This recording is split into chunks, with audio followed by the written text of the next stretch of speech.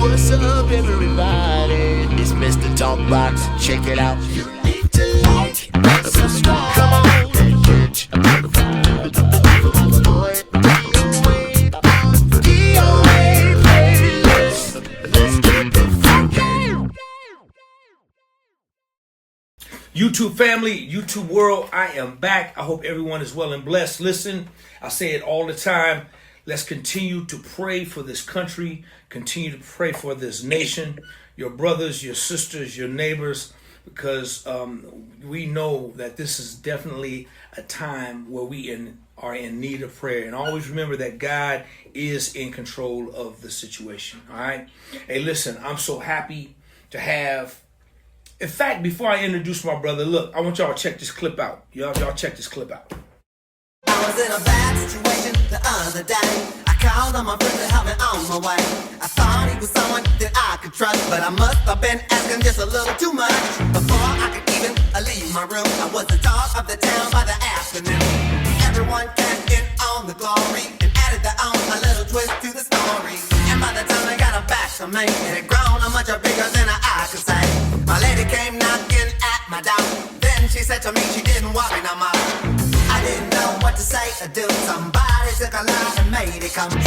Why do we spread such devastation, hurting each other all across the nation? If we're all the same, why do people play games? All right, now I had to run that clip. The reason why is because kind of for me, that's where the professional life of my music career started, with that group right there, which was Shalimar. And that's where I first met this dear brother here, my big brother, my big beautiful brother. I met him way back in the mid 80s. Man, you know, they allowed me to be a part of that band, and it was a killing band. And that's when I first met this brother who I'm getting ready to introduce to y'all. And I'm so glad he's here with me. When I tell you, you know, somebody who's been in my life that's been a real one. I mean, we talk, and we talk about a lot of things outside of music. We talk about music, but then we talk about just life. And I'm so proud of what he's doing now. And I was just so happy to meet the dude. When I first saw this brother, he looked straight like, I kind of didn't know if he was I knew he was a football player, but now he looked more like a rock star. And so I was like, I want to be in that dude's group right there. That dude looked like a rock star. You funny, man. You funny. I'll never forget. So man, listen, I want y'all to meet this dude who's been in my life for a while that I love. I love him like a brother. He's special, super talented, phenomenal singer, phenomenal songwriter. Family man, great father, great husband. And I want y'all to say what's up and put your hands together for my big brother, Mr. Sidney Justin. Sidney, what's up, baby? What's up, boy? What's up, big dog, DOA in the house. How you been, man? You been doing good, man. I've been checking you, man. You on it, brother. Your podcast, your thing here you got going on is really smoking, dog. Man. I'm proud of you, man. Seriously. Thank you, bro. I'm seriously, man. You know, I've always admired you, bro. You were probably one of the best. I have to put you in the top 5 bass players that I ever played with. Most definitely, probably number 3. You know what I mean? I played with so many guys, man. Maybe you might have been number 1, to be honest with you, if you really want to know the truth, man. You know, because I compare people to you. So I guess that would have to be number 1 if I'm comparing guys to you when I'm, like, playing with them. You know what I mean? So you probably is number 1, man. You're number 1. See, Mayo, he didn't get the memo. He got it wrong already. He don't know that this interview ain't got nothing to do with me. This conversation is gonna be about him. So we thank you, bro. Hey man, just to be in the number of you, bro. I'm just honored, man. But we not gonna dare make this nothing about me, man. Dude, there's so much I want. No, there's so much I want to get to you. Yeah. But it's about we definitely brothers, man. But we gonna love on you today, bro. Trust me. When you get your podcast, I'll come on and I'll take everything you want to throw at me, man. But right now, dude, because because Sid, when we get into this thing, man. So I'm gonna do what you do. Thank you, brother. Thank you. Whatever it is you want me to do, you got it. Because when we get into this thing, big bro, people are gonna really understand how you have had two phenomenal careers, man, which is truly, truly a blessing, man. We're gonna get into, your NFL career just a little bit, and then we'll get into your music career that's been going and going and going and just been so successful. And man, and that is to be admired. That is to be respected. I know I truly admire it and I respect it, man. And I honor you, man, for just looking at how much you've been blessed, man, to be able to do, two careers. The only other brother, man, that was close to like that was Wayman Tisdale. He came off a phenomenal basketball career and then went into a music career. I look at you the same way, man. I mean, you played in the Super Bowl. You played for a couple of different teams. You know what that life is like. So, man, we're going to talk a little bit about that. But Sid, man, first of all, once again, I thank you for being here, brother. And hanging out with me to have a cool conversation, man. You ready to get this started, bro? My pleasure, man. It's seriously, man. I don't get up at 9 o'clock. At 7 o'clock in the morning for anybody. Wait a minute, Sid. Before we went up, it was 8 o'clock. That was 7 o'clock. Well, I had to get up at 7 to kind of get a little, kind of put something on, you know what I mean? So then I had to figure out how to get on this podcast, you know what I'm saying? So I know I needed to make some time prior to. So, but I'm here with you, brother. I'm always be with you, man. Man, I appreciate you, man. You've always, been there with me, and I'm serious. I'm being serious. I'm not just like stroking anybody out here. Anytime I ever asked you for something, man, you was always there. I appreciate you, man. And I appreciate it, man. So I'm here for you too. Right on, man. I appreciate it, man. It means the world. So, Sid, let's get this started, man. First of all, I got to ask you this question: where you from, brother? Well, I was born in New Orleans, Louisiana. So, but I came to Los Angeles when I was like 10 years old. So I'm really from Los Angeles. I grew up in Los Angeles, and that was that's where I basically learned everything in LA. So LA was like my college. I went through a whole lot of different things in college. If you really want to know, but it's all good. I was able to get past the negativity stuff and got into the positivity stuff, and it's really panned out for me, man. Yahuwah, my Father in heaven, bro, really led the path for me. I didn't know it at the time. At the time that was happening, I really had no idea why things were going in a positive direction rather than a negative direction for me.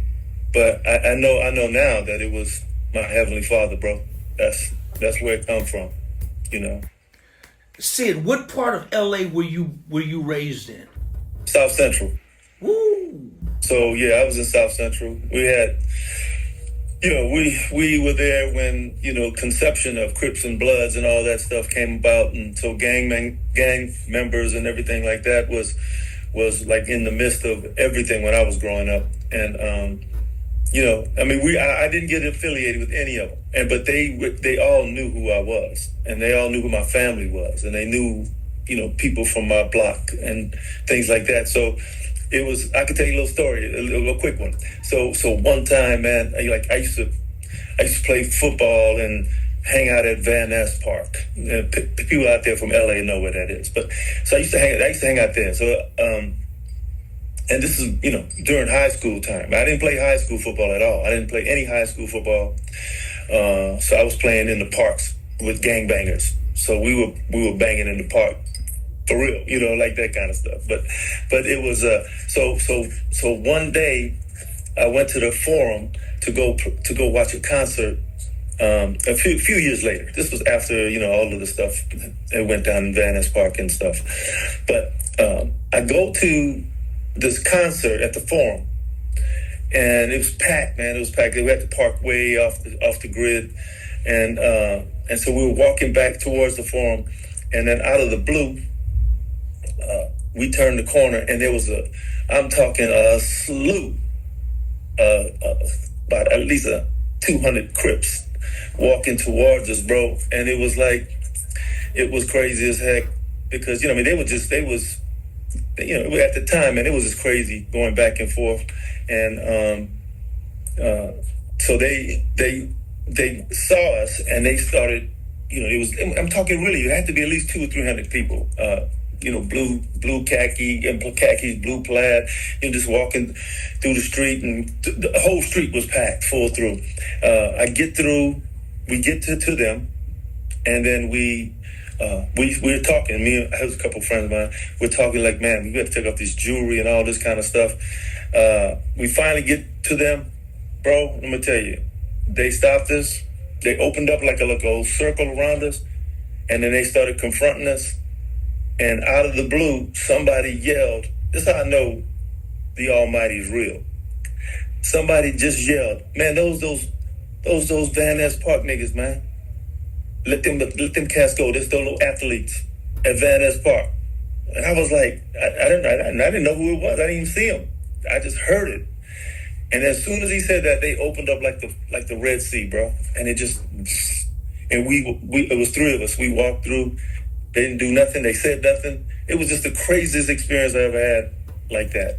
And I knew, I didn't know then at the time, because it never really like struck me that it was God Almighty that was there at the time with us, Yahuwah. And that experience right there didn't really affect me till later on, until I remembered it later in my life. And I'm gonna tell you, man, that was a deep experience. I cried like a baby after I thought about it years later, because that was a experience that I could have been gone, bro. At the time, they were killing guys just for a leather jacket. You know what I'm saying? So it was a situation, man, that I'll never forget. So whenever I speak about, you know, South Central and stuff like that, that always comes to mind for me. So Sid, you were basically, at that moment, you avoided a situation that could have been very, very, very bad, but you had your angels surrounded around you that pulled you out, and you didn't realize how bad it was till like later on in life, how really bad that could have been for you. That's right. Well, I knew it was good. It could have been bad initially. You know, we were ready for whatever was going to take place at that moment, but later in life, man, it came back to me, and I was like, man, you know what? We escaped a situation by the grace of the Almighty. You know what I'm saying? It was like, it wasn't, because it wouldn't have taken anything for them to beat us down and left us there dead. I mean, literally, it was like I said, 200-300 people, 200 or 300, not 2 or 3 cats. It was 300 of them. And, you know, that's an experience, like I said, I never forget that. So when I think of South Central and I think of the experiences, I've had great experiences and I've had bad experiences and I've had miraculous experiences. And that was definitely the number one miraculous experience for me. What came first? Did football come first or did music come first? You know, it's so weird that you asked this question, because I just spoke to a friend of mine named Scotty Byers. He had a very similar situation to me. And he and I were conversing text-wise early this morning about this.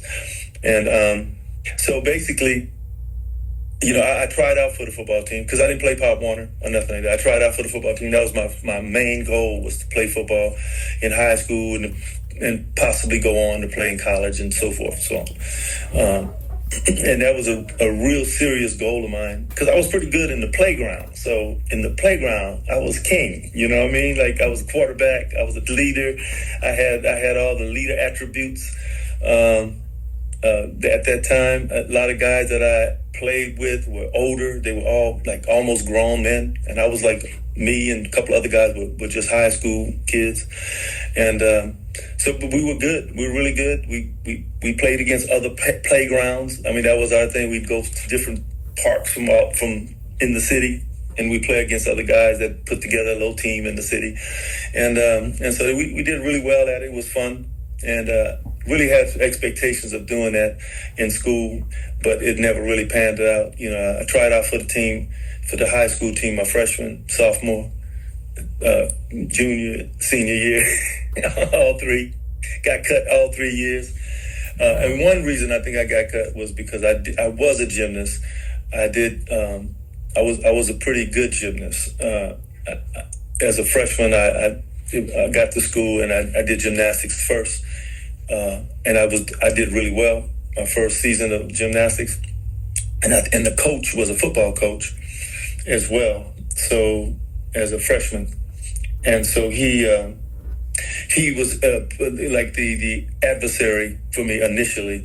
He would rather me stay on the gymnastics team than to go off and venture into football because it would be beneficial to him for me to be on the gymnastics team. So that's how that kind of turned out. And every year from that point on, he would be, cutting me from the team. I would get cut from the gymnastics team.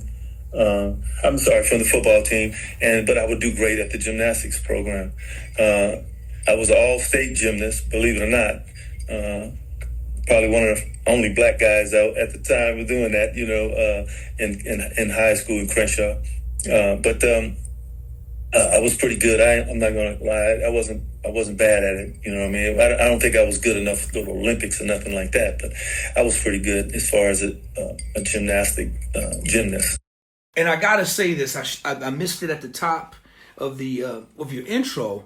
My brother here, Sidney, is the lead singer and has been the lead singer of the Miracles for over how many years? 20 plus years now, right, Sid? How many years? 25. Over 25 years. And we're going to get to that because I want y'all to hang around because, the story is going to get really, really deep. I just want to kind of go in order because this dude was a football star and I want to get into that. So let's talk about did you go to college, Sid? Tell me a little bit how that worked and how were you finally able to get on and get good enough to be on the football team for college? Just take me a little bit through that story. Okay, so after high school, like I told you, I was a gymnast. My goal was really to play football. So I tried out every year in high school, and every year they cut me. All right, so I never really got an opportunity to play football in high school. Zero. It was a zero opportunity there. So I ended up saying, well, I'm going to go to a junior college and play. So I went to LACC first, Los Angeles City College. So I went there first. When I got there, lo and behold, the gymnastics coach was the football coach again. So there's another guy. And then he recruited me to go to LACC for gymnastics. But I told him in the meeting, I said, listen, coach, I want to play football. Is it okay if I try out for the team? So he kind of could see that I was very adamant about trying to make the team in football. But of course, once again, his agenda was for me to be there for gymnastics. So he said, sure, it's okay. Why don't you try out? So when summer football began, they gave me an old raggedy uniform. I'm telling you, man, it was terrible. It was terrible. They kind of like, it was really a trip because I didn't see it back then, but I see it today because, I know kind of things, how things look. But they gave me some raggedy shoulder pads, old helmet, all kind of just really bad. So he had no intentions of really allowing me to play, so after about maybe a week, almost a week, I would probably say, they cut me. So the football team did. So he says to me, well, you got to have a great career in gymnastics. And I was like, man, I was really upset at that time because I really felt like I had something to prove, not just to other people, but to myself that I could do this, right? Because I was really good in the parks. I'm telling you, I was a banger in the park. You know what I mean? With the guys in the I was really I'm gonna brag a little bit about it because I don't normally brag, but I was really a good leader. I was a good player. We had great, I drew up all the plays, all the defenses. I did everything. And so I thought I had a really good mind for football. I just never had to get a chance. But anyway, what I ended up doing was after he cut me from the football program, I decided just to leave that school. I had a couple weeks left to be eligible to play at another school, so I left. He was upset because they recruited me for gymnastics, and I decided to just walk.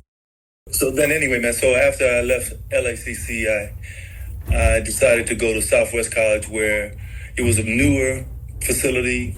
Everything was new. Coaches were new. Everybody, it was brand new. And no one knew who I was or anything. They were looking for players.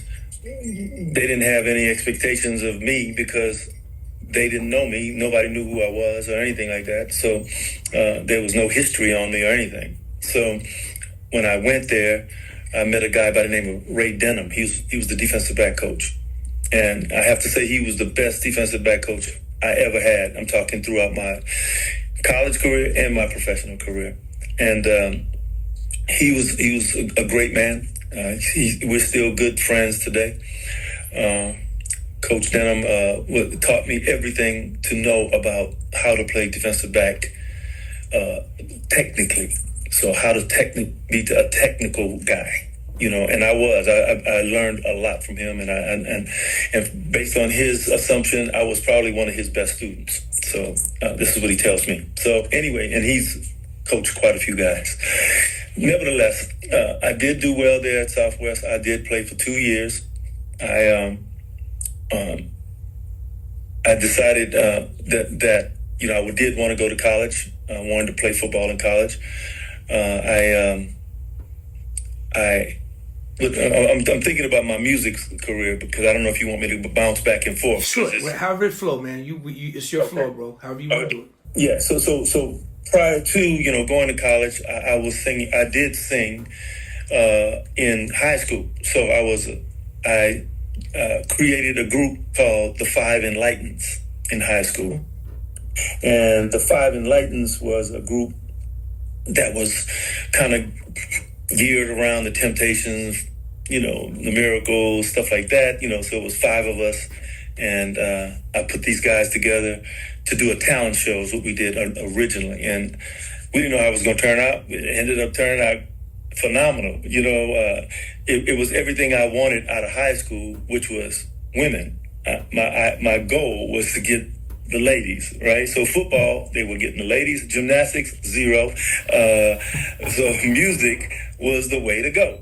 So that was my next option, was music. So my goal was women. That was the first, initiative for singing. I have to be honest. That's what it was. So it did pan out to be a good decision. It turned into a great decision. Oh, I definitely know that part, bro. Yeah, it turned into a good decision for that, for those reasons. And so that music part of me continued throughout high school, I think I started in my my sophomore year, started singing, and then from there, it went really well. Actually got in my senior year, I did get an opportunity to sing with a group for a movie soundtrack. Not my senior, my junior year. Movie soundtrack Animal House, which was coming out at the time. Had an opportunity. It was after school. It was after my senior year. That's right. It was after my senior year, and I can't remember either way. I don't remember which way it was, but nevertheless, got a chance to go on and do a movie soundtrack called Animal House. We thought it was a low budget project, a low budget film. It was unknown people involved, and it turned out to be a cult hit. It's a cult film. I mean, everybody in the world knows about Animal House, which is crazy as hell to me. But I was actually singing on the song "Shout." I had a little singing group with some guys, three of us, called Black Platinum, and we put it together just to do the film, really. And Lloyd Williams was the lead singer. A guy by the name of Melvin Britt and myself, we were background singers, but we had some little parts that we sang. So we're a group, and so whenever you hear a little high voice in the back on "Shout," that's me. We're gonna talk about that, man, because you on a lot of big records that people probably don't even realize. But we're gonna talk a little bit about that in a few. But go ahead on and continue, big dog. All right, man. Yeah. So anyway, so Animal House was one of my first experiences as a professional, musician and artist, and so that was great. We never thought that was going to do anything. I mean, honestly, we never thought that was going to be. I mean, the song was kind of, crazy. Everything was. We did a song called Shamalama Ding Dong. I mean, stuff. It was for the movie, but we never looked at it like this would be a hit or Shout would be a hit, and Shout wasn't a hit on radio, but it was definitely a hit in the film. And I think that a lot of people that have seen the movie recognize that song, predominantly for that song, really be honest with you. And so anyway, so after that, I continued in high school with my with the Five Enlightens. We had, like I said, we were like Temptations, the Four Tops. We had choreography. We were great. We were styling. Everything was, we thought we were Yeah. So, but anyway, nevertheless, that was really good for us. It wasn't good for us financially or successful only to a female perspective. You know what I mean? I mean, we were able to capture a lot of those fans. I'll call them fans. But yeah, high school, throughout the high school, we won like the KJLH. We didn't win. We actually lost the KJLH talent show. We took second place because they had some kind of financial reason why we should take second. It was weird. But then getting back to football at Southwest, I actually became a really good defensive back. I played corner. Like they wanted me to play running back or something like that, but I felt like, nah, I'm gonna play cornerback. That way I can control the situation. If I was a running back, I had to do the plays that the coach wanted to run. I had to run what they wanted to do.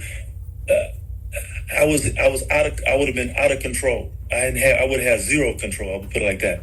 I would have zero control of my play, what I do, what I'm going to accomplish. That they controlled that on offense. If I was a receiver, they control whether they throw the ball to me or not. And me catching it is one thing, but they controlling it. I said, nah, no receiver. I'm gonna play on defense. That way I can be the one that's in control of everything. If I make a bad play, it's my fault. If I make a great play, it's my fault. It's my accomplishment. If I get an interception and running back for a touchdown, I did that. The coach didn't do it. That kind of thing. So I looked at things on a whole different perspective after that. And so after being cut those 4 times, 3 in high school and 4 and once in college. All right. So after those 4, I decided that that's the way I was going to take control of the situation. So I did. And I did really well at junior college. I ended up having multiple interceptions. I think it was 8 one season, 7 one season. And I had a lot of interest from colleges all over that I never knew I had, which is really crazy to say. But just this morning, I was talking to another guy, Scotty Byers, who had a very similar experience to my own. Anyway, what happened was the administration at the junior college failed to give me any letters that I was receiving from colleges all around the country. Only reason I knew Long Beach State was a viable situation was because the coach came from Long Beach to recruit me.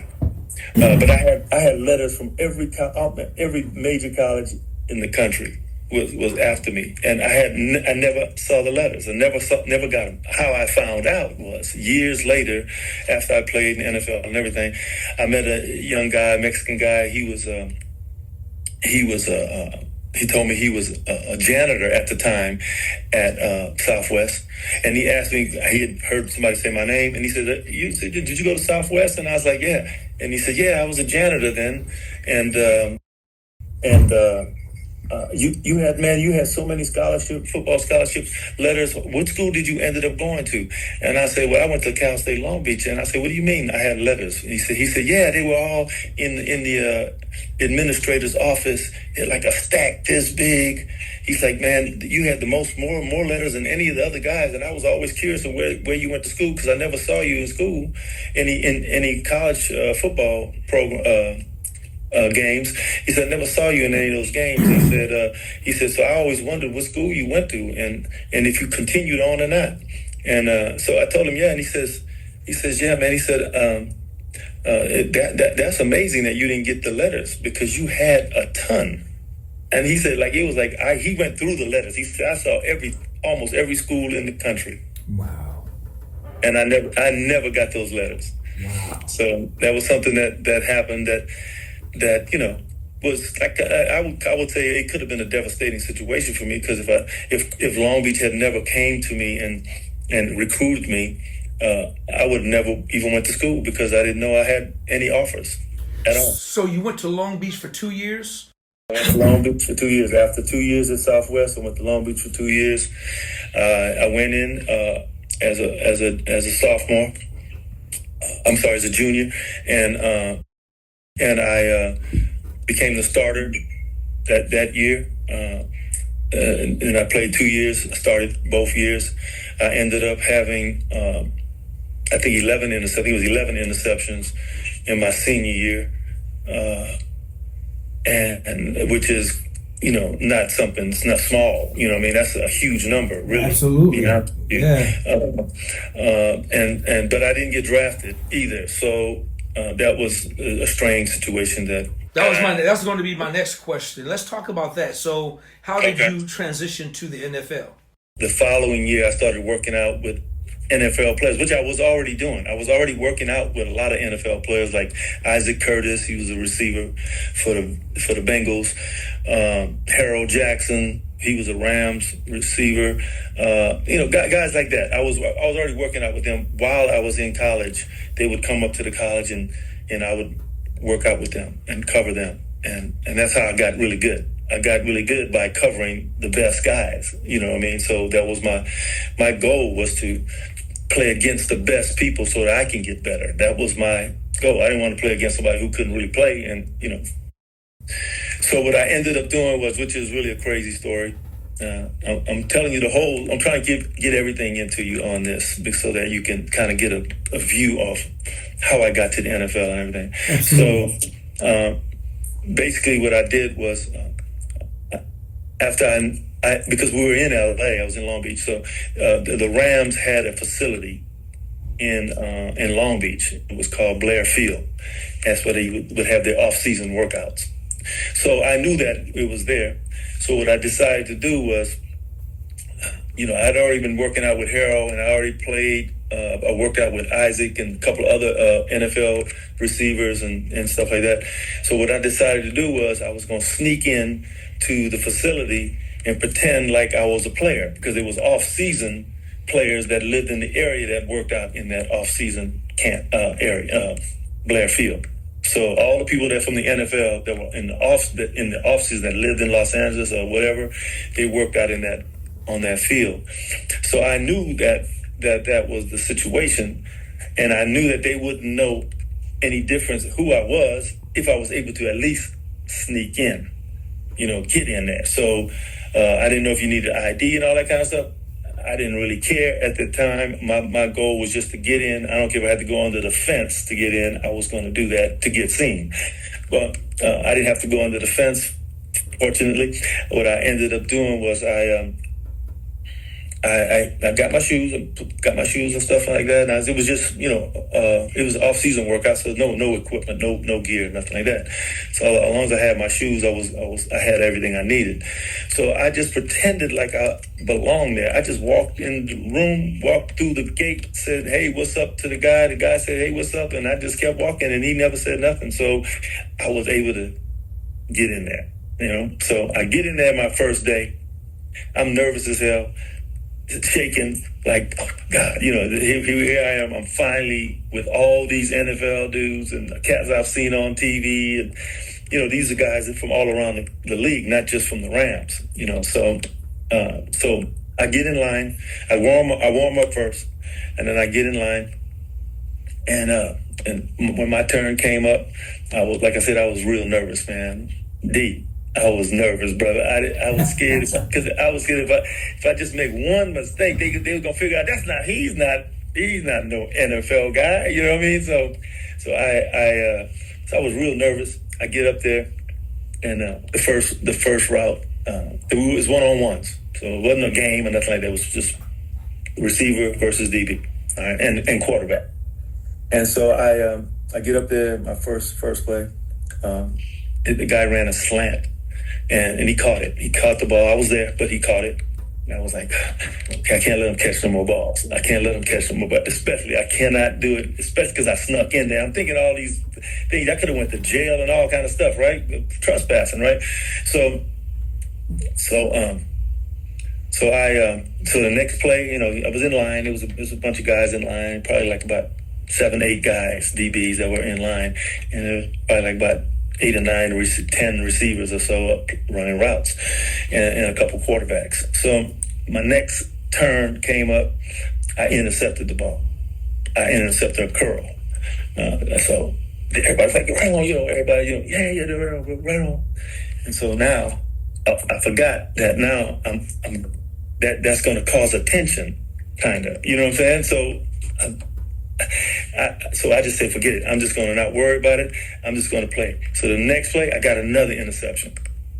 Then the play after that, I got 3 interceptions in a row. So now everybody's wondering, well, who is this dude, right? Who is it? What team? So my one guy, Pat Thomas, he was with the corner with the Rams. He and Rod Perry, but we became really good friends after the fact. But they were like together, and they were both cornerbacks, and they were like, man, what's your name, man? What team you play for? And I was like, man, I'm gonna be real, bro. I don't play with nobody. I just snuck in there, and they were like, what the fuck? Are you lying? And they was laughing, they was cracking up, and it was like, man, you need to be playing for us, bro. Right? And these were 2 corners for the Rams. They were both starting corners for the Rams. And they were like, man, you need to be playing with us, dude, blah, blah, blah, blah, blah, blah. So what they did was, they said, man, come. I think it was Pat. I don't think it was Rod. It might have been Rod. He pulled me aside and said, man, come with me, man. So he took me to the front, not the front desk, but the area where they had a phone and stuff. And he calls Jack Faulkner, who was a player personnel. So Jack Faulkner gets on the phone. He tells him, hey, Jack, man, got this dude out here, man, blah, blah, blah, blah. And he's telling him what had happened on the field. And so he said, but he's not playing with anybody. And Jack says, what? How'd he get out there? And so he says, well, he just walked in. So Jack says, put him on the phone. So I get on the phone. I get on the phone, and he's kind of reaming me out. What the fuck? What are you doing out there? Do you know you're trespassing? And blah, blah, blah. And this is a private workout facility. He's going on, and I'm just listening to him saying to myself, oh shit, he's about to call the police on me, right? That's what I was thinking, right? All of a sudden he says, I'll be out there Tuesday. I'll be out there on Tuesday. You better be there. Be there at 10 a.m. and I'm going to work you out. I was like, for real? He said, yeah. So I was like, all right, cool. So I hang up the phone, and Rob was like, what did you say, man? He said, man, come back on Tuesday. So I was like, came back Tuesday. I got there, warmed up a little bit. Here comes Jack. Runs me in the 40. Says, run it again. Did it twice. Said, okay, go cover. I don't know what the time was I ran. He didn't say. He didn't tell me nothing. He was kind of upset. At the same time, he was intrigued. I could see he was like, who is this dude, right? So I did have to tell him who I was and where I played and all that kind of stuff, right? Anyway, so we get to the point where I'm covering guys. So we had one-on-one again. And I'm on the field. I'm covering, John Jesse. I'm covering all these major NFL players and stuff. And I'm doing good, dude. And I look over to the side. The first play, I got interception, right? On the first time when he was standing there, I got interception. And then second time I looked over at him, he was writing stuff down and stuff like that. Second time, I knocked the ball down. I didn't get an interception that second play. I knocked the ball down. And then I looked over to the side. He was gone. He disappeared. And I was like, where did this dude go, right? I thought he would at least talk to me. And I was thinking to myself, oh, shoot. Did I blow this stuff, because I didn't get another pick or something, you know what I mean? Whatever. And so I just really, and I continued to work out. I didn't really worry about it. And then, so he had already taken all my information, my phone numbers and all that kind of stuff when he first got there. And so I didn't know what took place that day. But the following day, no, not the following day, 2 days later, he calls me. And check this out. Wait till you hear this. This is how I know Yahuwah is real, bro. This is how I know, I'm telling you, the Heavenly Father is real. I'm going to tell you why. I'm going to tell you this happened. You're going to trip out off of this one. So I told you I was singing in high school, blah, blah, blah, right?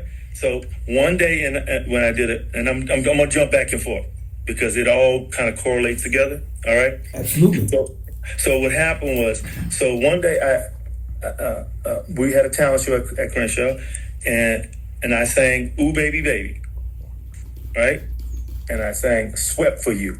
It was another song by the Miracles. So I sang 2 songs, and when I got off the stage and came backstage, and everybody was backstage and stuff like that, and it was a talent show. There was other artists performing too.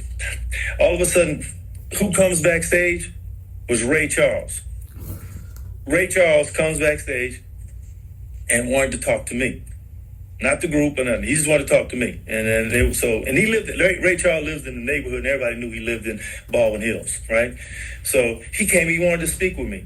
So they pulled me out of the room. I go into the hallway with him, and he goes, he's touching my face like this, going, just kind of, And I was like, this is weird, right? And he's going, I really thought that there was Smokey Robinson when I was walking in here. I thought he was doing a guest appearance or something. He said, and after I found out you was a student, I really wanted to meet you, right? So he said that, and this is a true story, bro. I'm not kidding you, man. And so I was like, so I'm kind of. Damn, Ray Charles, right? And I'm kind of like that. It's like, this dude, he's a legend, right? So he's talking to me and he's telling me this stuff. And Smokey's about to leave the group. He's about to leave the Miracles. And I think you should take his place. Wow. I think you should take his place. And what year was this, Sid? This is 1972. He says, you should take his place. And I say, well, how would I do that? And he goes, he didn't say nothing. He said, you should take his place. And I said, how you do that? And then he turned around and walked out the room. Didn't say nothing. Had his little guy with him. And they walked him out the room. He didn't say a word, dude. He left me standing there like spellbound. I should take his place. Oh, how am I going to do that? And I'm just standing there looking at him like, walk out the room.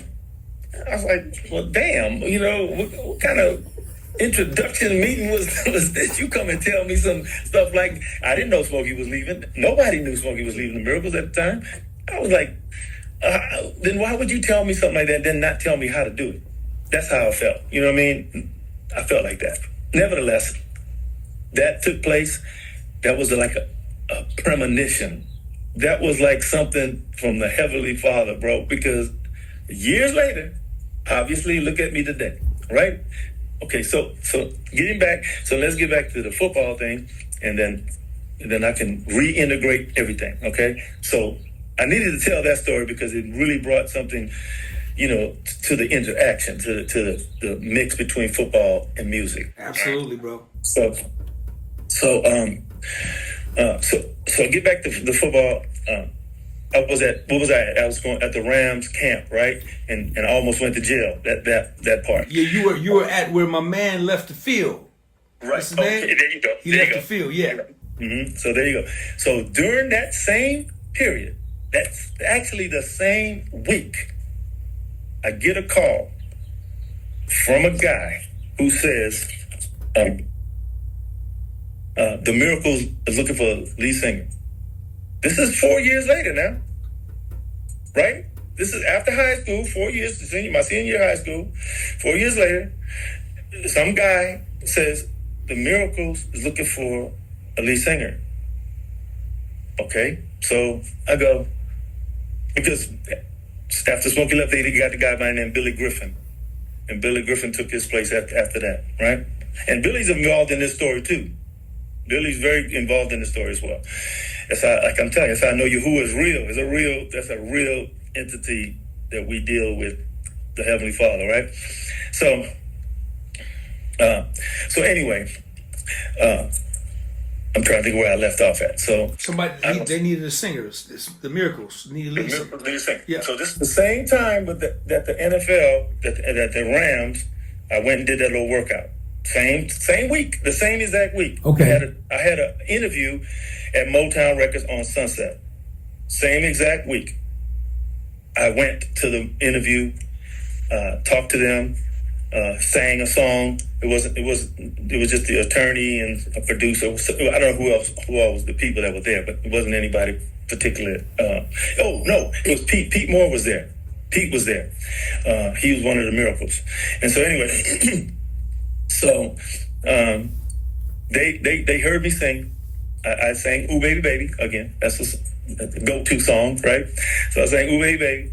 They were like, "Okay, thank you," and I was good. I was out. Okay, well, I didn't know if, either way, whether they liked it or didn't like it. They was very stone-faced, didn't have a clue, And okay, thank you very much. We'll talk to you soon. Whatever. Blah blah blah.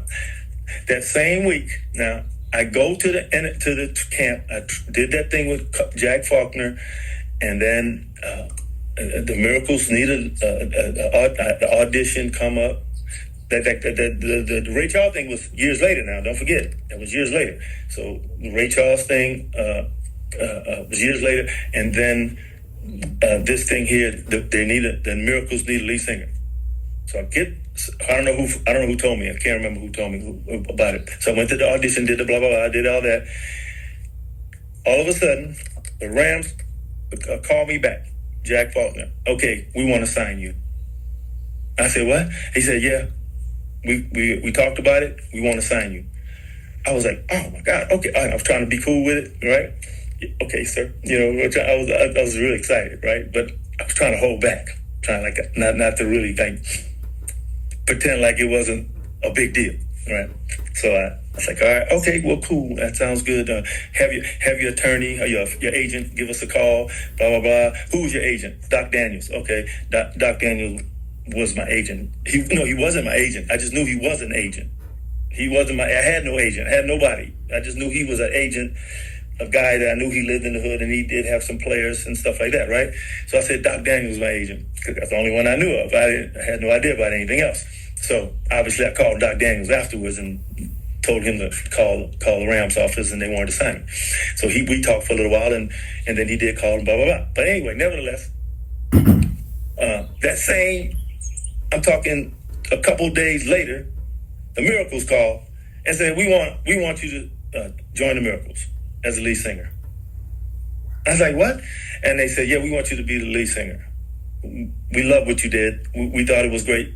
We had been all over the country.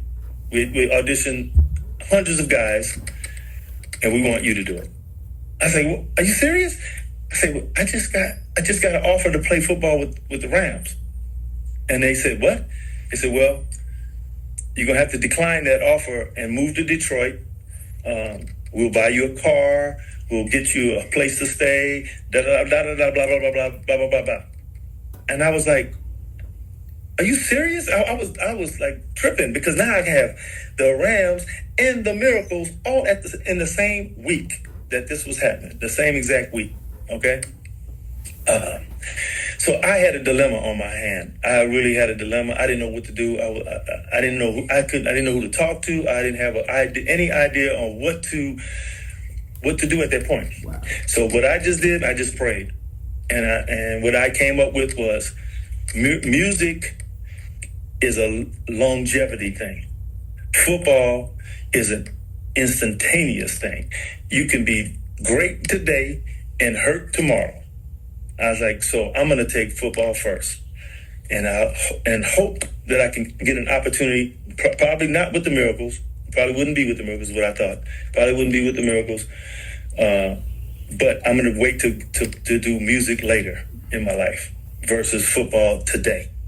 So I took football today with the Rams, and the agent Doc Daniels called Faulkner. They did a old funky deal. Didn't make no money. There was no money in that deal because I was a free agent that nobody knew and blah blah blah blah. Right, so I didn't get no money.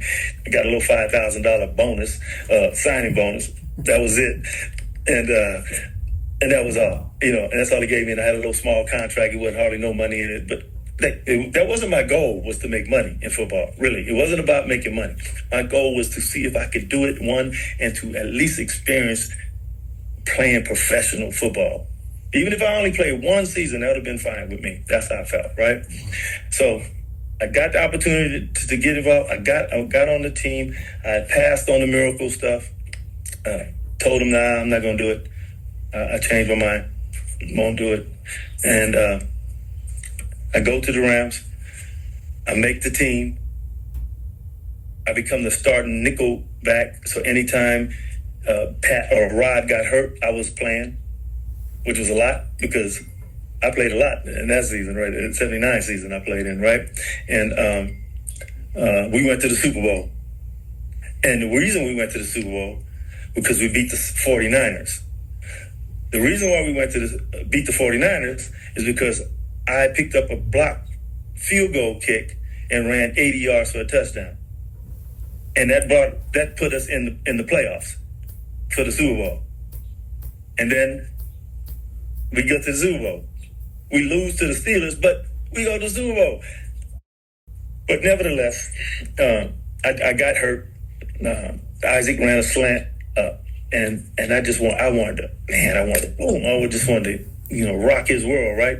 Because I didn't care who it was. And I knew it was Isaac, but I didn't care who it was. I just felt I was angry. So when I do speaking engagements to young kids and talk about football, I tell them never play angry. Because when you play angry, you get hurt. You don't hurt other people. You get hurt. Wow. And that's what happened to me. I wanted to hurt him so bad. He ran a little slant. I was like, I could have got the pick. Wow. I could have made the interception and ran a touchdown. But no, my dumb ass want to hurt somebody because I'm angry. So, boom, he runs a slant. He catches the ball. I hit him. His knee came up, hit me in the forehead. My head snapped back. Helmet hit the vertebrae in the back, cracked it. Wow. I go to the ground. I'm like out. I'm like, damn, what's going on? I'm hurting. I can't move. I was like, what the heck is going on? So I wasn't really paralyzed, but I knew something was bad because it was in my chest was hurting. It was burning, and then the back of my neck was hurting. So it was burning and hurting at the same time. And so he picked me up on a stretcher and took me off the field. And as they say, that was that. So that was the end of your football career. That's what ended it, right there. That's what ended it. Yeah, I did get signed with they traded me after the second, and so I was hurt and I was injury reserve that year, and next year I was on the injury reserve, and then they traded me in that second season to the Kansas City Chiefs, but I didn't pass the physical, and honestly, the doctor said, listen, I'm gonna keep it real with you. If you play and you get hit a certain way, you could be paralyzed. Yeah. And I say, well, what are my odds? And he says 50-50. It's a 50-50 chance. And I was like, 50-50? I can't take that chance. So I opted out on that. So the Kansas City Chiefs, I opted out on not playing anymore. So I knew that was going to be my retirement time on that. So a total of 4 seasons, 3 seasons total? 4 seasons total. 4 seasons total. Well, man, what a great run, Super Bowl, and I know you got, even though y'all lost, y'all got a ring, right? You still got a ring for it, okay? So so congratulations on that, man. Let's move to now. It's all about your second career, all about music, right? It's all about music. Let's go straight to this. Like I said, man, when we met, you were the new lead singer of Shalimar. You're replacing Howard Hewitt. Yes. You're replacing Howard Hewitt, which is big. Man, bro, big shoes to fill, right? Yeah. Smokey Robinson Big shoes. I mean, just like big shoes. So, how did that come about? How did you get chosen to be the lead singer for Shalimar? Now, this was basically Shalimar. It was Mickey Free, Delisa Davis. They were kind of regrouping the group, right? Because Exactly. Howard had just left. Then here comes Sidney Justin. How did that happen? Okay, so what happened was Mickey and Howard and Delisa had done one record. I forgot the name of that album, but they'd done one record, and then Howard decided he was done with Shalimar, and he wanted to go solo. So a friend of mine, bass player, Ricky Smith. You know Ricky? Of course, man. That's my dude. That's one of my bass heroes, man. Are you kidding me? Yeah, he was the time now and stuff. Been with the time for a long time. That's my brother, man. Yeah, me too, man.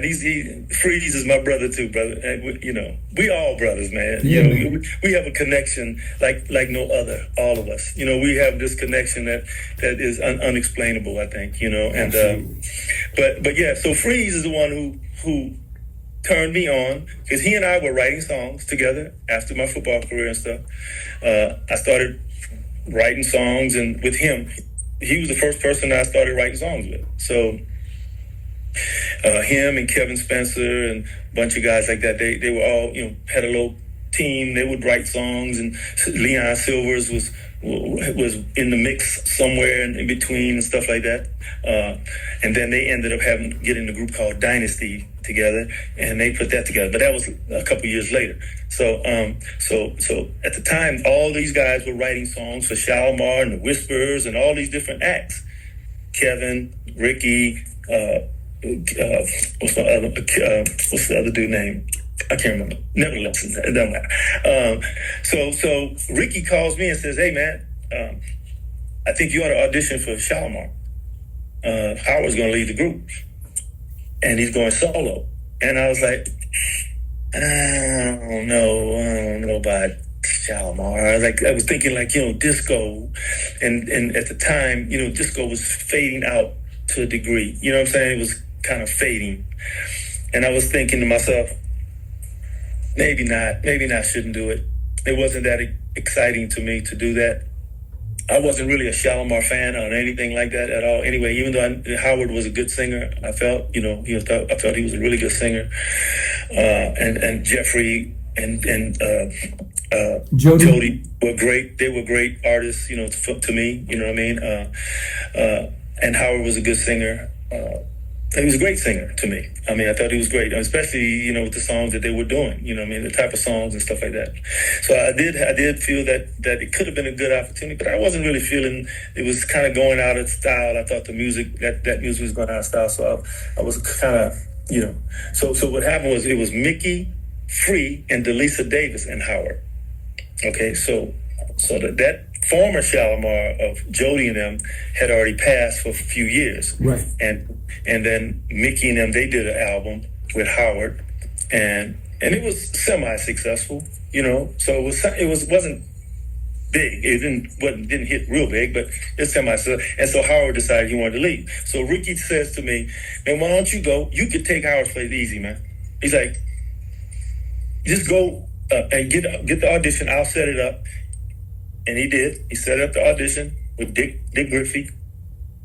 He set the audition up. I go in there. I go down to the studio. I wasn't really that excited about doing it, to be honest with you. Really wasn't that excited. But I just thought, okay, I'll just go and check it out. You know what I mean? See if it seemed like it might be worth it.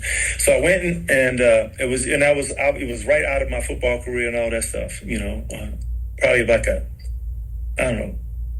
A few years later, it wasn't long after, because Ricky and I were writing songs together and things like that. So because he lived in the same neighborhood, we lived in the same neighborhood together. That's how we met. But anyway, nevertheless, and I met him before he got involved with Leon and Solar and all that stuff. So we were doing stuff prior to him getting involved. Okay. So anyway, nevertheless, so I get the audition to go audition for Dick Griffey. I go in and he's sitting there, he's like, "All right, sing something." So I was like, all right, man. So I forgot what I sang. I sang a little something, something. It wasn't much, but I sang something. Okay, thank you. I'll talk to you later. I leave, go out. It didn't seem like it was going to be productive or nothing like that. And next thing you know, the next day they called me and says, hey, we think we want you to do it. All right. I was like, for real? I was kind of not really that excited about it, at the same time. But I thought, okay, well, you know what? Maybe we could do something and change it. That's what Ricky was saying. Man, maybe we could change, do different music. We could try to, have a different type of concept around it. Because Howard and Jody and them there had established something different. You know what I mean? It was big time, especially in Europe. Shalimar was huge in Europe, right? And so I thought about it, and I was like, okay, you know what? I'm not doing nothing else. I might as well go on and do it. So I said, all right, cool. So I went in, had an attorney. I had an attorney that they gave me. If you want to know what kind of deal that was, okay? So that's the kind of deal that was. They assigned me an attorney, so it went like that. So I was like, okay, cool. Maybe this is how music business works. I don't know. So anyway, so I do the little deal. It was really terrible. It was really a terrible deal. I didn't make zero money with Shalimar. I'll tell you that right now. So except for on the road, made a little money, But nevertheless, they said, okay, cool. We want to sing. All right, cool. Took pictures. They had all the photo shoot. Me, Mickey, Delisa, and we go in to do Circumstantial Evidence. Right. And that's the first album I did with them. Right. Okay, hold on. Let's stop right there. Speaking of Circumstantial Evidence, yo, Mayo, can we run that clip? Yes, sir. Just a little taste. Y'all check this out. The fruit that turned your heart away and started all this hurt. My heart's been broken ever since that day I found you with circumstantial evidence. My heart's been broken ever since that day I found you with circumstantial evidence. My heart's been broken ever since that day I found you with circumstantial evidence. My heart's been broken ever since that day I found you with circumstantial evidence. That was funny, wasn't it? No, it was it was funky, man. It was a groove. So Circumstantial Evidence. Let's start it back right there. All right. Yeah. So. Okay, wait a minute. First of all, who produced that record? I already know, but tell everybody. It was. Let me try to think. Who? I think it was the L.A. Babyface. Right, L.A. Babyface produced that record. L.A. Babyface. That was one of their first records that they did after they were part of the deal. And then the Circumstantial Evidence was one of the first songs they produced outside of their own project. So it was a good song. I mean, it was funky. You know what I mean? It was definitely a funky song. You played in the band when we were playing. So but what I think what happened was, because I went into the project under the assumption that I was going to be the lead singer, like Howard was the lead singer.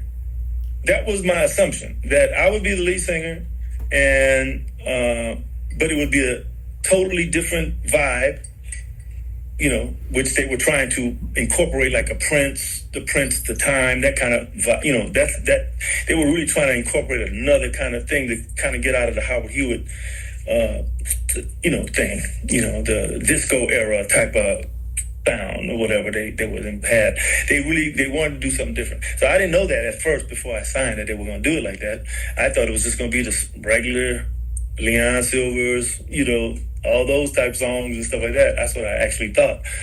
But Leon had a falling out with Dick, and something happened there. So that left that wide open for somebody else. So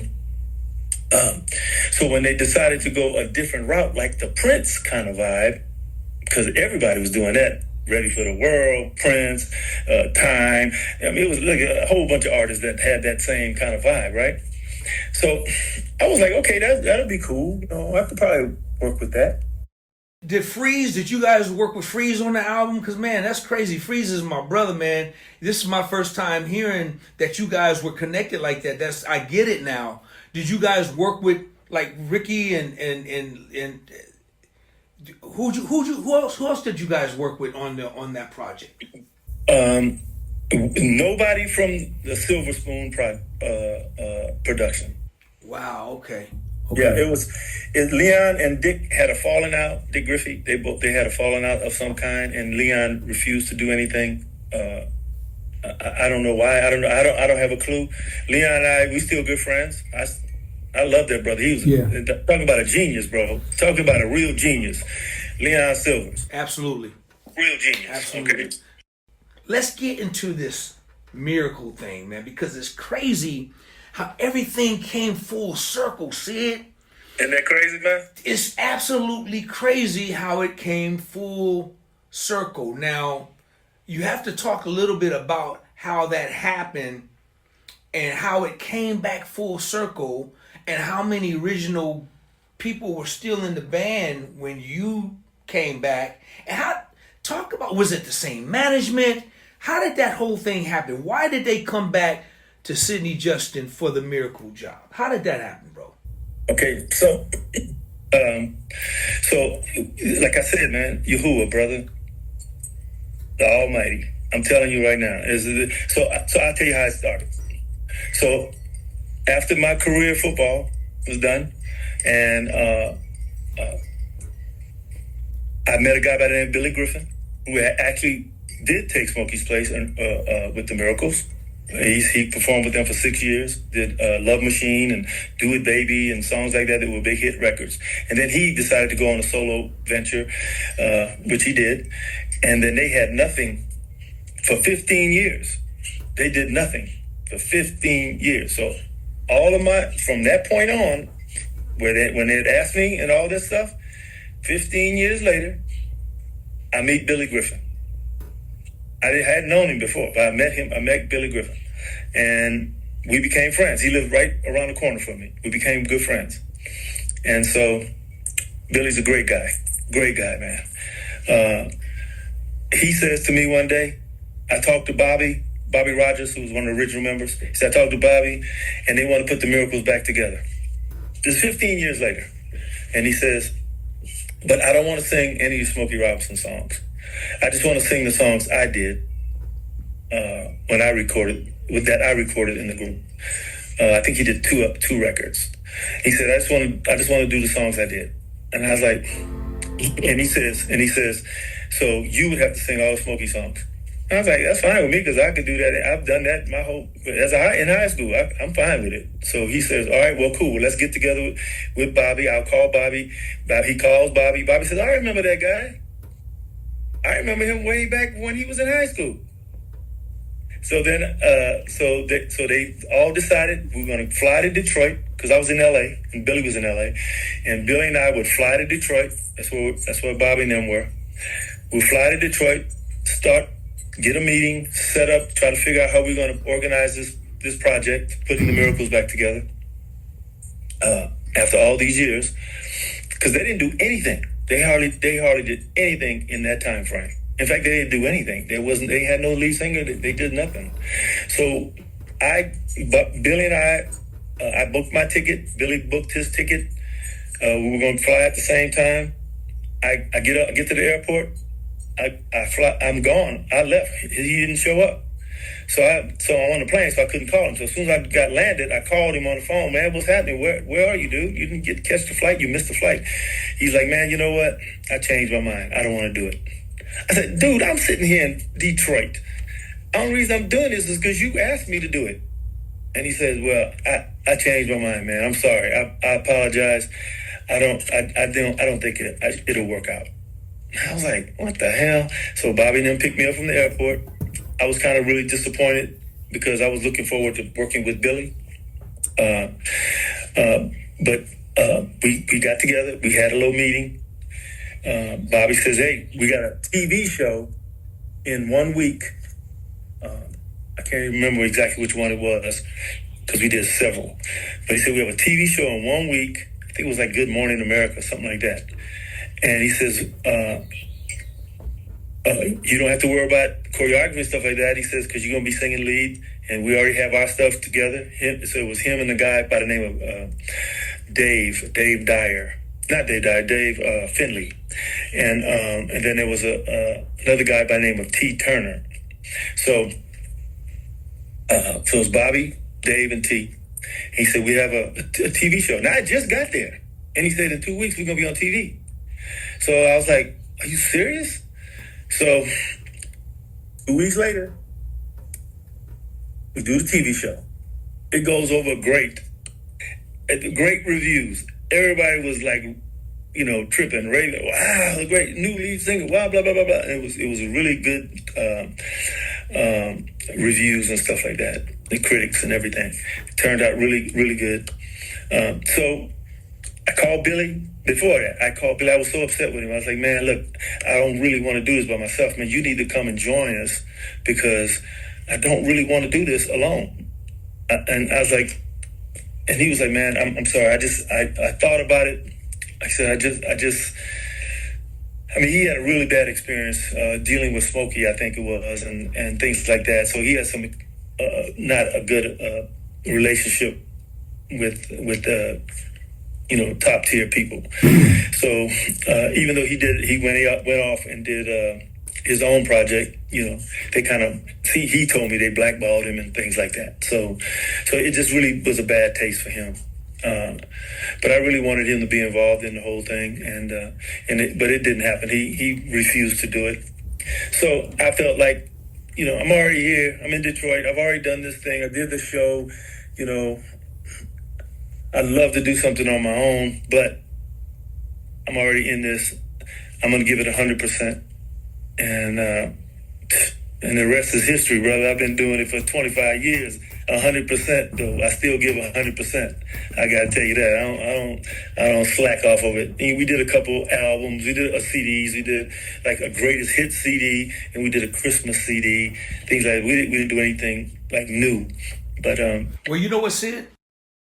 Since we kind of playing clips, I got a clip I got to play because this is going to be scary when you guys hear this brother with his role with the Miracles. And I promise you, well, I'm gonna tap back on it.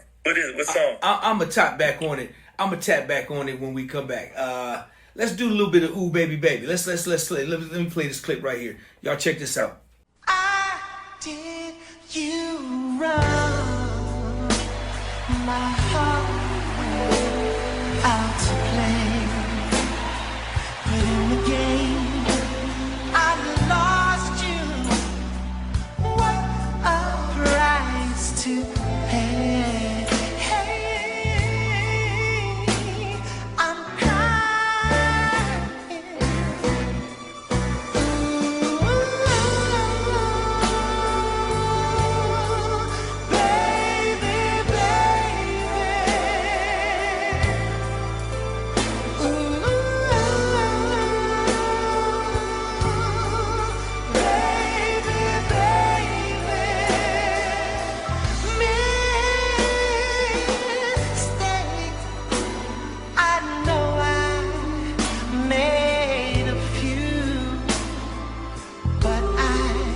Okay, here's what's really scary.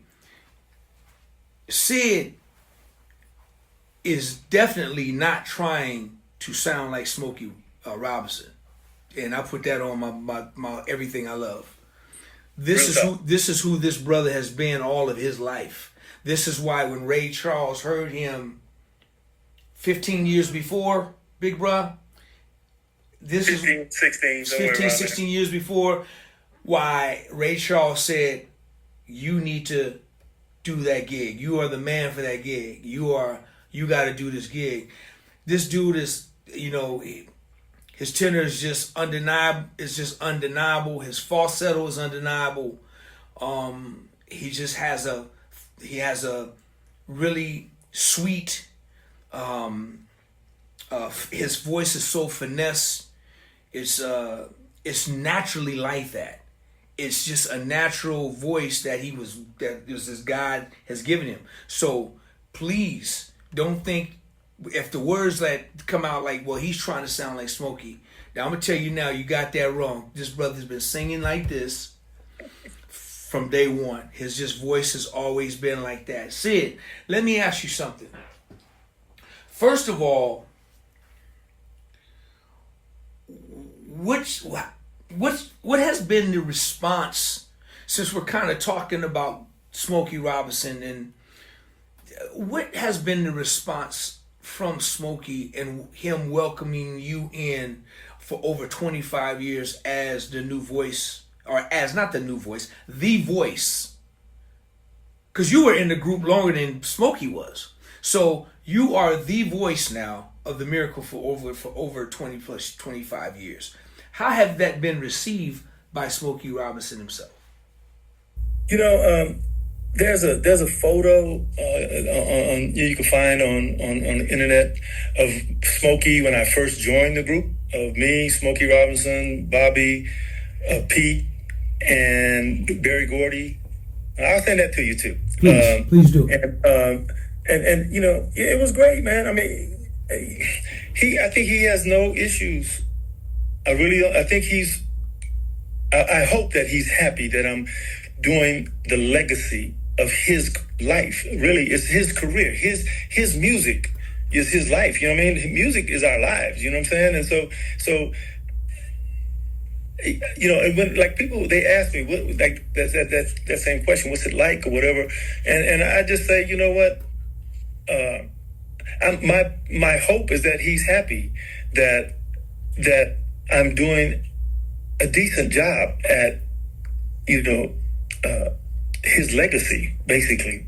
You know, and I take it serious. I don't take it lightly. You know, like you said, I'm not trying to be Smokey Robinson. I'm not trying to even sound like Smokey Robinson. It's just who I am. And so, you know, like I got married at Smokey Robinson's house. Okay, so Claudette was his ex-wife, and her house is Smokey. You know, the way they were living. That's where I got married. I got married in their house.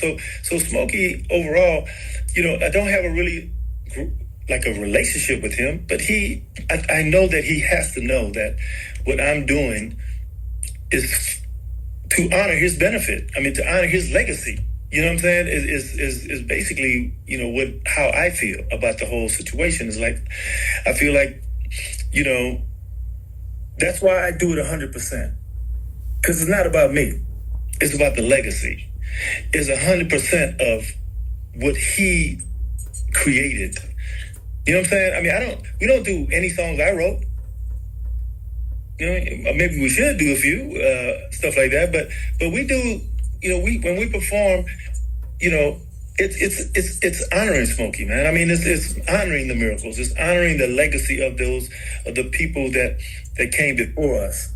You know what I mean? And to me, that's the part that I think people don't really understand. You know, it's like we're not a tribute act. We actually have the license to do this. It's not a tribute. It's not like what you call, you know, like a phony group. We actually have the license to do these songs in the honor of those people. And you guys actually have one of the founders, which is, you know, Miss Claudette. So you know, it's definitely far from Trivia Band. It's you still, the DNA is all in that group. Let me ask you this: has he ever come to any of your shows and kick back and watch the shows at any time since you've been there at all? You know, I'll say this. I was told that he would come to some of the shows in disguise, kind of, you know, like not really being obvious and things like that. Now, I can't confirm it, but I was told by some really good sources that took place, you know, that it has taken place. Not that it's happened recently or anything. Like, no one has told me that recently, but I was told that he has. And I mean, listen, he sees all the videos. He knows. He knows what the show is like. You know what I'm saying? I'm sure he's proud of it. I would hope that he is. That's my thing, is that I would hope that he would be proud of us, what we're doing today. speaking of us, it's me, my brother Kerry Justin, who played for the Seahawks, Eric Swindle, who is a young man who recently joined the group about maybe 8 years ago, and then a new member. His name is Diasic Bernie, and so we're the miracles today. You know, we've had several different guys come in and out of the group. Cordell Conway was one of them, who was in the group for a long period. He just retired recently and stuff. And but my point is, you know, we're not doing it like just for us. We're doing it to keep this legacy intact. You know what I mean? And we're doing it seriously. Like, I don't take it lightly. You could ask our band about that. Speaking of that, speaking of the band, Yeah. do you guys have one band that you travel with, or do you guys kind of let's give a shout out to everybody in your band, man. Give a Yes, shout sir. out. Missionary, introduce the band to everybody. So on bass, we have Bo Butler, and I'm telling you, that brother's awesome. Okay, and I'm gonna tell you something. Every one of these guys I'm about to mention are awesome. All right. man. On drums, you got Troy Covington. We have on guitar, we have a guy by the name of Chili Lopez. We have he's our main guitarist. And then we have some substitute guys that comes in periodically, and then on keyboards, our musical director Tim Jackson, he's awesome. On our strings and horns orchestration, Jared Williamson, and on percussion we have David Espinosa. He's awesome. Man, that dude is cold-blooded percussionist. And on saxophone we have Terry Anderson. So we have six band members, and they sound like 12. Is everybody based? So wait, everybody based out of Phoenix or Arizona? Where is everybody based out of? Everyone used to be based in Phoenix, but since COVID hit, that was a mind-changing thing. People wanted to go back home to where their families were, their parents and things like that. They were afraid that they wouldn't see their parents and things like that. So a few of the guys did leave and went back to their hometowns, but they're still involved. You know, they still are part of the brothers. We're brothers, man. The brotherhood. That's right. Sid, this is important for me to ask you. What brought you to Phoenix from LA? I forgot to ask you. That's very important. Well, I swore I would never live in Phoenix. I'm gonna be honest with you, man. When I was playing ball against the Cardinals here in Phoenix, bro, let me tell you, it was scorching. It was like, oh no, I could never live in this city. I don't know how anybody is even alive here. That's how hot it was. But I visited. Nick Lowry is a all-pro kicker, field goal kicker, played for the Kansas City Chiefs. He and I are good friends, and he invited me to come to vacation to Scottsdale one spring. I said, man, it's too hot out there, man. I can't. He said, no, man, just come during the spring. So I went in, I think it was February, March, somewhere around there. Man, it was so beautiful. I couldn't believe it. I couldn't believe how great it was. The weather was, I was here for a week. It was beautiful the entire time. The people were cool. Everything was like, it wasn't built up it is today. Today, man, it's a metropolitan Phoenix. But at that time, it wasn't as structured. It was still. I used to tell people, who would want to go live? People would tell me, I'm sorry, who would want to live in that little hick town, this little country town, Phoenix? I was like, man, y'all don't know, y'all don't realize, bro. This is a real city, and now we have people moving here in droves, brother. I'm talking California, Chicago, Illinois, Florida. Everybody's moving here. So, which is terrible for the traffic. Yeah. But yeah, that's why we came here. You know, Nick Lowry was the culprit on that one. You know, he invited us out. We were like, after we saw everything, and we saw the homes and the prices of the homes. You know, the economy was good. Everything was good, but we saw everything was California was ridiculous as far as property concerned. And for what we can get in California, I mean, in Phoenix, you couldn't get anything like that in California. So we decided to make that move. And at that time, I was with the Miracles at that time. But I told them, because of it doesn't matter. I didn't think it mattered in regards to how the operation will still work with Bobby and everybody, with the Miracles, with the original guys. I told them it wouldn't matter. I'm already in. They wanted me to live in Detroit, and I told them no, I was the lead singer. So why do I need to live in Detroit? I stayed in L.A. I have everything in L.A., and I did. I stayed there for a long time. And then when I moved to Phoenix, it was the same situation, Wow. Well, man, listen, bro. This has been just like really, really. I've learned so much about you, big brother. I didn't even know, and especially just from the beginning to where it is now, man. And it's really. I'm waiting on the book, man. You got to go ahead on and put the book together, bro. You might as well. And everybody don't know your alias name, Steel Warrior. We're gonna close with that because you got a body of work out that people can go and purchase, right? Is it out online or? Yeah. I have a book. It's called The Lost Art, and it's it's about how to play defensive back, how to actually play the position. Okay. Like it's really meant for coaches, young coaches, and players to learn the techniques, the possible techniques to be a sufficient. You can be a great athlete, but if you can't cover. I'm sorry, you just ain't gonna make it. Gotcha. You could be fast as hell, but yeah. If you can't cover, you just ain't gonna make it. Gotcha. So what I did was I created. I didn't do it. It's really the teachings of someone else, Coach Denham, that I told you about. Yeah. He taught me all this stuff. He taught me everything I know about how to play defensive back. He taught me the ins and outs, the overs, the unders. He taught me everything, and of course, out of experience, I was able to see the things he taught me were real, and so I put it in a manuscript. So Sid, man, real quick before I let you go, man, I gotta ask you. See, I can ask this question from a couple of different perspectives. I can ask it from a group perspective, but I want to ask it as a soul singer because you are a soul singer, man. You're one of the greatest soul singers, bro, on the planet, and you're gonna go down as one of the greatest soul singers that's ever lived. So I'm gonna ask him from a soul singer. From your mouth to your who's ears. It's the truth, bro. So Sid, let's talk about singers. You got Mount Rushmore. You got 4 soul singers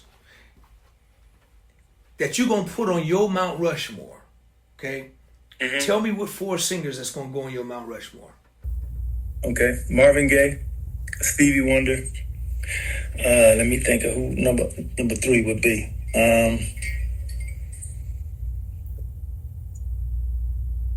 David Ruffin, and I've never been asked that question. I've only been asked who I thought was the number one, and that would be Marvin Gaye. So that's, for me, Marvin Gaye is the ultimate soul singer. I agree with you. So you don't have a 4th pick? There's so many of them. I think I'm trying. That's what my problem is. I'm trying to pick between the ones. like trying to figure out. It's a hard question, man. It is a hard question, man. I mean, you got Luther Vandross. You have all these different. Man, listen, you have so many different artists that I don't want to count right. on it. That are out there, and I don't want to give you 4, and then I know that this one here was great too, and then this was great too. But I can tell you Marvin Gaye for sure, and I can tell you Stevie Wonder at number 2. You know what I mean? Those 2 are the top tier guys. Okay, we gonna seriously. You got Philip Bailey. You know what I'm saying? You how you going to distinguish between that? It's hard to do that, man. To me, I can name some. Okay, so we gonna leave that 4th slot. We gonna double back because we gonna come back to that. I think Mayo is only right since he's got 25, 26 years in with the Miracles, right? I gotta ask you, we gotta give him a double dose. Let's give it to him. Let's give. Okay, so that was the singers. Now let's go with the groups. Give me 4 groups that you're gonna put on your Mount Rushmore, big bro. Earth, Wind, and Fire, number 1. I mean, bands and groups, singing groups. You know, I'm thinking about singing groups, but man, you can go. Let's do singing groups. Okay. Let's do sings. Let's stay away from bands. Let's do singing groups. Okay. Yeah, since you are the lead singer of the Miracles. All right. So I will probably go with the Temptations. All right. And let me think. Boys to Men.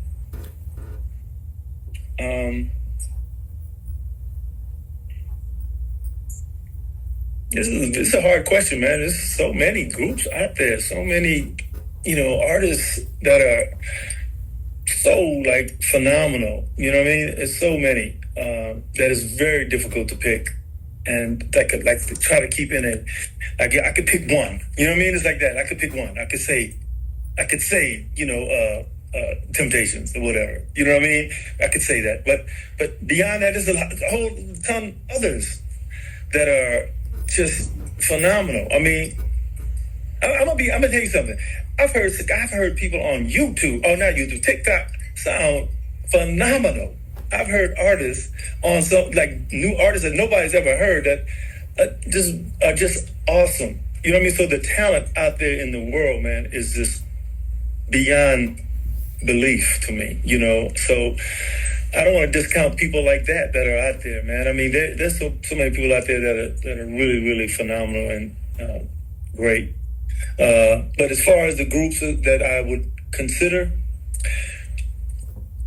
since I'm old school, I would probably have to, there are no new artists, there are no new groups.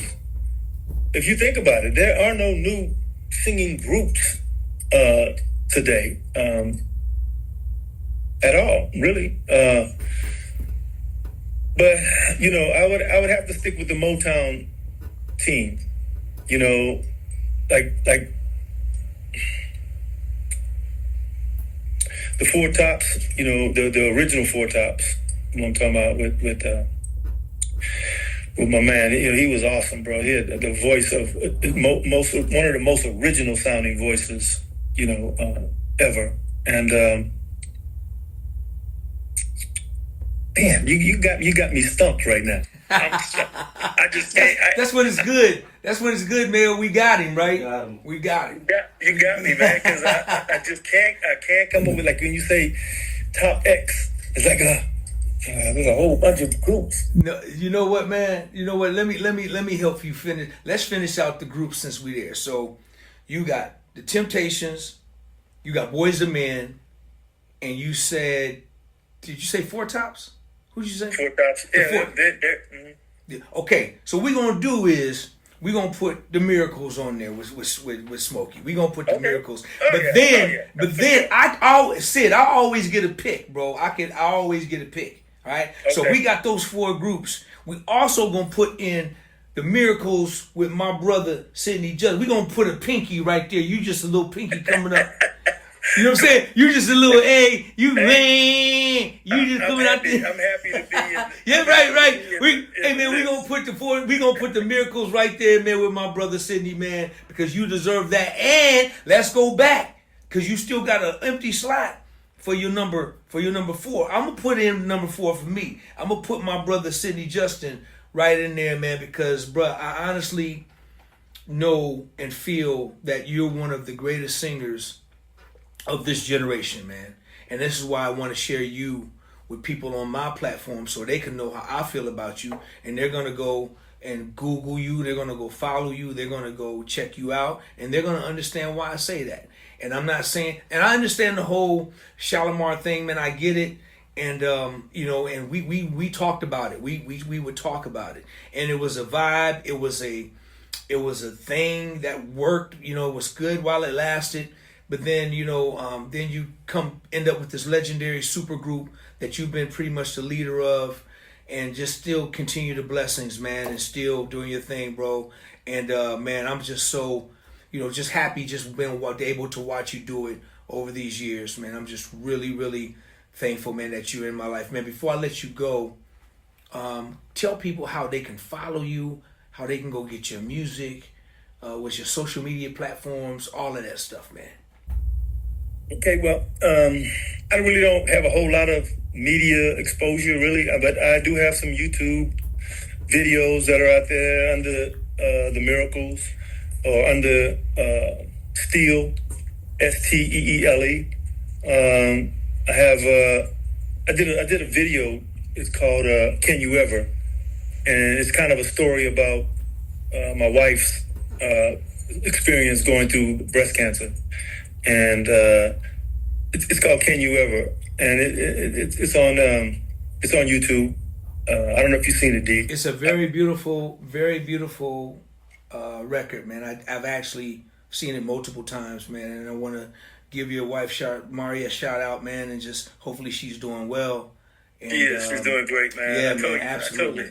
Yahoo ain't no joke, bro. Absolutely, man. It's and I experienced that same thing with my mother. My mother beat it. She didn't pass from it. My mom said, you kind of remember my mother went through it. So absolutely. I remember. You guys, please go, Sid, give them the name of the song again.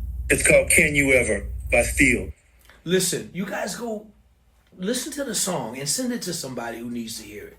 Send it to somebody who's going through what they went through and the experience, okay? It's going to really encourage. It's a beautiful video.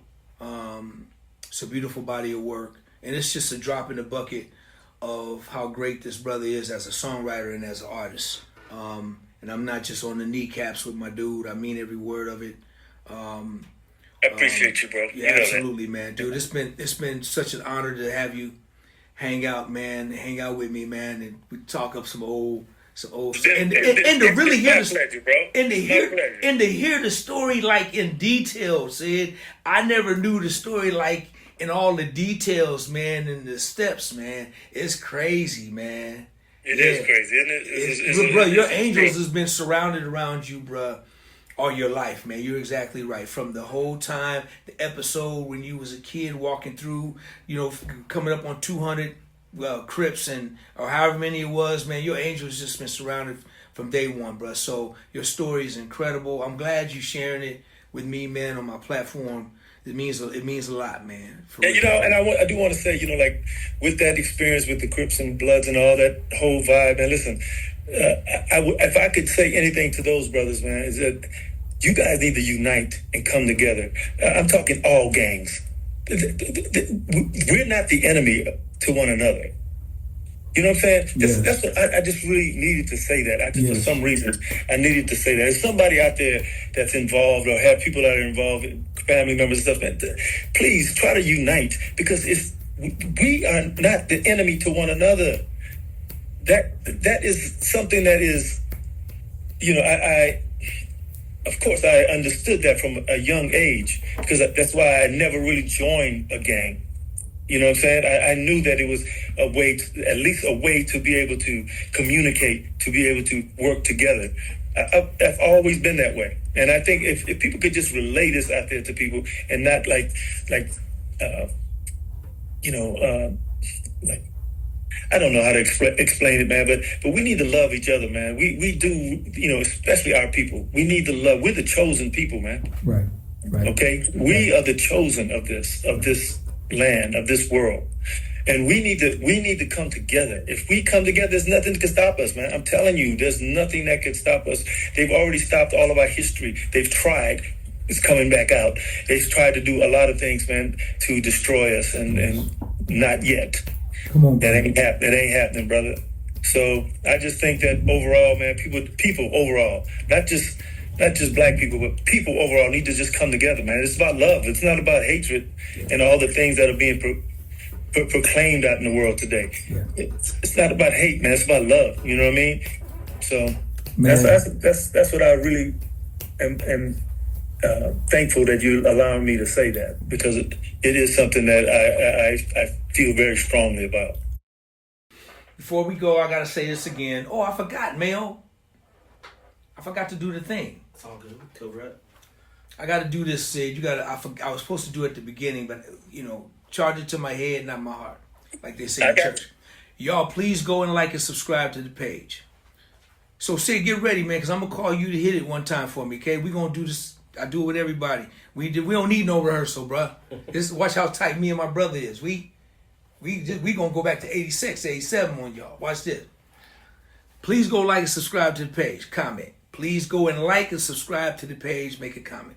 Please go and like and subscribe to the page and comment. Please go and like and subscribe to the page and comment. See it. Hit it one time for me. Please go subscribe